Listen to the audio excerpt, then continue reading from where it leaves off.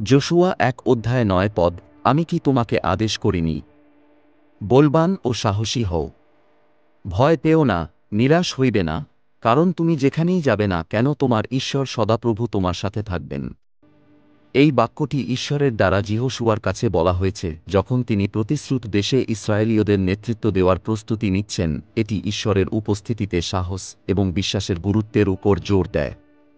1 করিন্থিয়া 16:13 আপনারা সতর্ক থাকুন, বিশ্বাসে দৃঢ় থাকুন, সাহসী হন, শক্তিশালী হন। প্রেরিত পল করিন্থের বিশ্বাসীদেরকে তাদের বিশ্বাসে অবিচল থাকতে উৎসাহিত করেন, তাদের শক্তিশালী এবং সাহসী হওয়ার কথা স্মরণ করিয়ে দেন।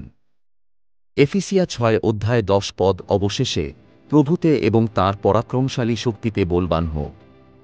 এই বাক্যটি খ্রিস্ট বিশ্বাসীদের শক্তির উৎসকে তুলে ধরে, যা প্রভুর শক্তিতে পাওয়া যায়।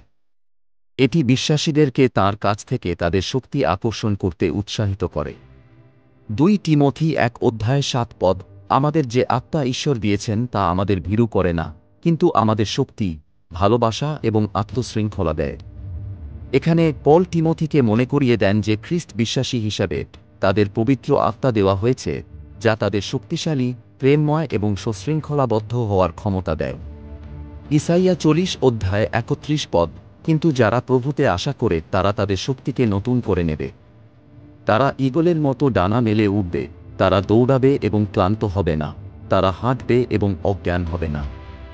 ইসাইয়ার কথাগুলি এই ধারণাটি প্রকাশ করে যে যারা প্রভুতে বিশ্বাস করে তারা তাদের শক্তিকে নতুন করে খুঁজে পাবে, তাদেরকে জীবনের সংগ্রামগুলি কাটিয়ে উঠতে সক্ষম করবে।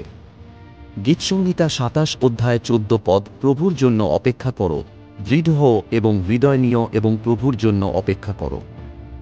বাক্যটি শক্তিশালী হওয়ার অংশ হিসেবে ধৈর্য এবং ঈশ্বরের সময় বিশ্বাসের গুরুত্বকে বোঝায়। ফিলিপিও 4:13 যিনি আমাকে শক্তি দেন তার মাধ্যমে আমি এই সব করতে পারি। এটি খ্রিস্টের মাধ্যমে শক্তির সাথে যে কোনো পরিস্থিতির মোকাবেলা করার বিশ্বাসীর ক্ষমতার উপর জোর দেয়। 2 স্যামুয়েল 22:33 এটি ঈশ্বর যিনি আমাকে শক্তি দিয়ে সজ্জিত করেন এবং আমার পথ নিরাপদ রাখেন।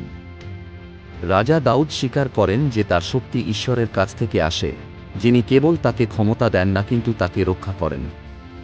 গীতসংহিতা 18:32 এটি ঈশ্বর যিনি আমাকে শক্তি দিয়ে সজ্জিত করেন এবং আমার পথ নিরাপদ রাখেন।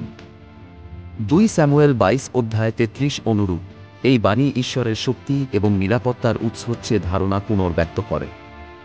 নহমিয়া 8:10 শোক করো না, কারণ প্রভুর আনন্দই তোমার শক্তি। নহমিয়া লোকেদের মনে করিয়ে দেয় যে প্রভুতে তাদের আনন্দ দুঃখ বা অসুবিধার সময় শক্তি প্রদান করে।